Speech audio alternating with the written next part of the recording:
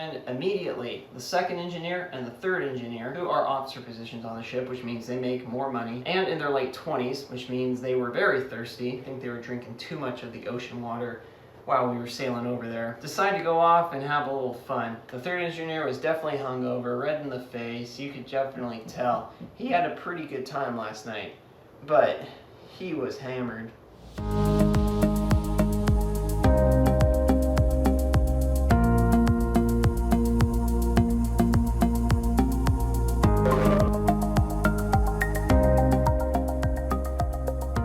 What's going on today, guys? Welcome back to the channel, and if you haven't already, make sure you hit like and subscribe and drop a comment down below if you guys are enjoying the content, if you guys want to see different type of content, yada yada yada.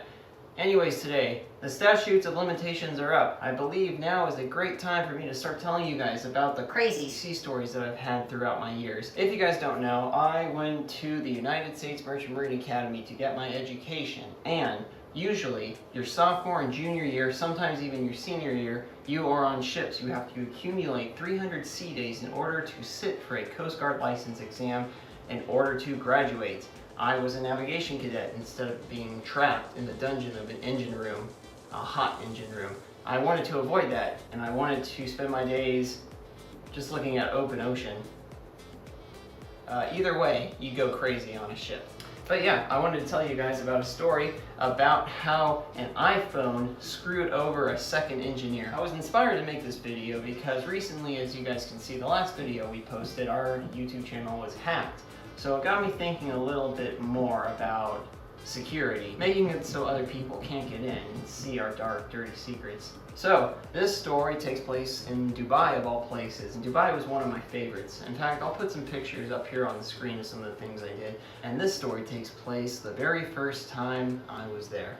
So, interesting how things kind of work out and play out, you know, because originally we were crossing through the Red Sea, hitting ports up in that area. Djibouti was the last port we had hit. Yes, Djibouti is a country, in case you didn't know, and it is a dump of a country. I'm sorry if you're Djiboutian, but hey, your country is just not well maintained. Didn't mean to offend anybody. But anyway, yeah, we stopped at Djibouti, got some cargo, and then we were heading around Ethiopia. We're hugging the corner around Ethiopia, and we were heading for Durban. I was so excited to go to Durban, South Africa, because I really wanted to get a t-shirt that said "Surfing in Durban." It never came to pass because we got a contract, a better contract to Dubai. So we get to Dubai, we berth, and we berth at a really good time. We berth really late at night. You have to rest a certain amount of hours in order to sail again. So it's good for the ship, it's good for the company, it's good for the crew. Good for the crew morale-wise because they get more time to go out into port. Good for the ship because the ship, man, takes a beating out there in the sea. And it's good for the company because if the ship's sitting at port, all the people with all the big money are like,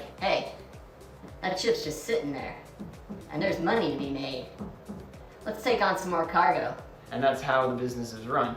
The shuttle drops us off at the Dubai Mall.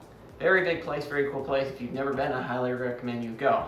Immediately, the second engineer and the third engineer, who are officer positions on the ship, which means they make more money, and in their late 20s, which means they were very thirsty, a little more thirsty. I think they were drinking too much of the ocean water while we were sailing over there. Decided to go off and have a little fun.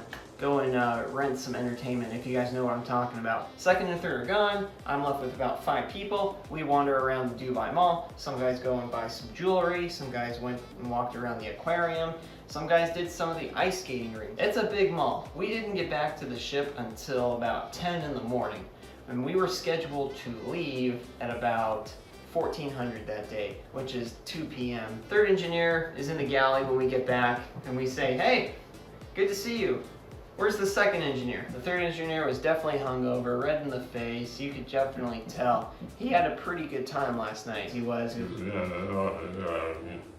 don't know. Obviously, thinking that's about as much information as we're going to get out of that guy. We let it go. We're like, this guy's a second engineer. He's an officer in the Merchant Marines. He's been doing this for 3-4 years now. He's probably responsible enough to not miss the ship. It's set in stone that you need to be back on the ship 2 hours before you set sail. So that means everybody needs to be back on the ship at noon. This second engineer didn't come walking up the gangway until a little after 1300. Cutting it pretty close there. And it was late enough to make the cap call him up to the bridge, and some profanity was thrown around, and then he wandered off back down to the engine room. Me, as the cadet, I had C projects to do.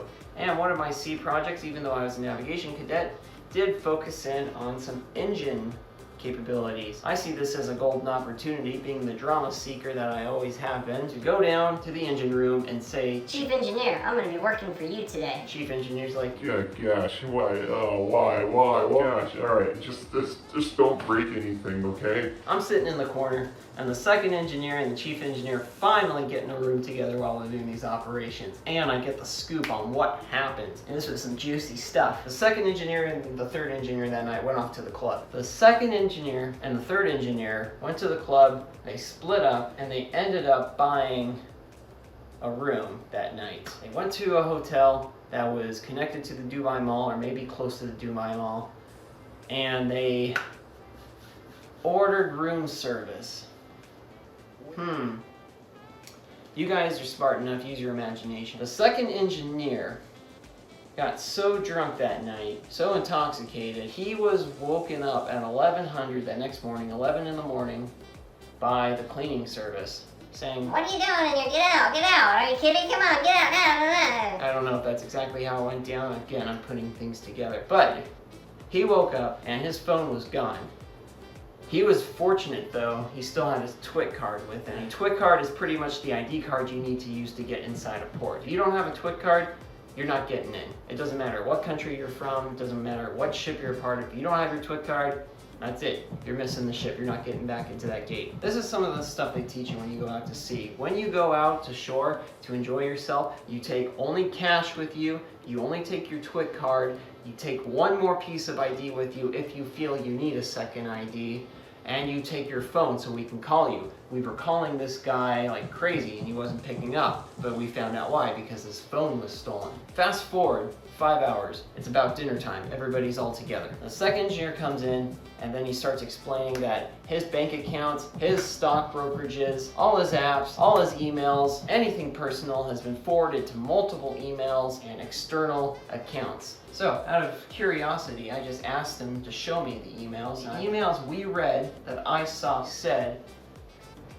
warning, you are sending to an account we do not recognize. And then it was followed by a account transfer completed and approved through facial recognition and touch ID.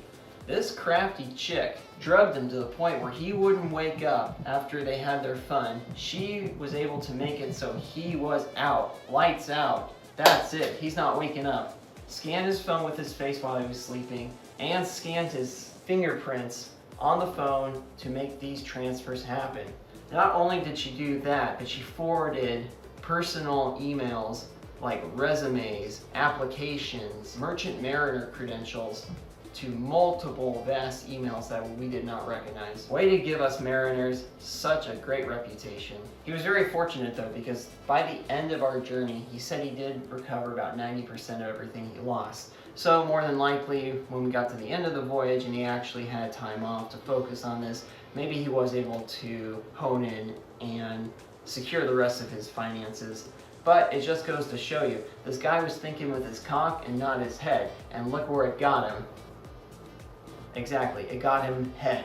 So it's kind of a personal story. Like I said, it's been almost 2 years since I've been out now. Now is a good time to start telling you guys some of the crazy stuff. And this is just one of hundreds of stories that I've got. But anyways, like I said, this is just a story I want you guys to hear. Again, it is pretty sensitive, pretty private, but just think things through, for crying out loud. For God's sakes, what were you thinking? People are stupid sometimes, you know? Anyways, guys, I hope you guys enjoyed the story. If you guys want to hear more sea stories when I was a cadet on ships, drop a comment down below. On a scale of 1 to 10, 10 being the craziest story that I have to tell, this is probably a high 6, low 7. So, like I said, I got many more of these, but if I don't see views, if I don't see likes, if I don't see subscribers from videos like this, I'm just going to assume you guys aren't interested. So if you guys want to help us, just like, subscribe, comment down below. If you guys are interested in VELOHANA, becoming a stronger athlete, link will be in the description down below. And with that, I will see you guys in the next video. All right, take it easy.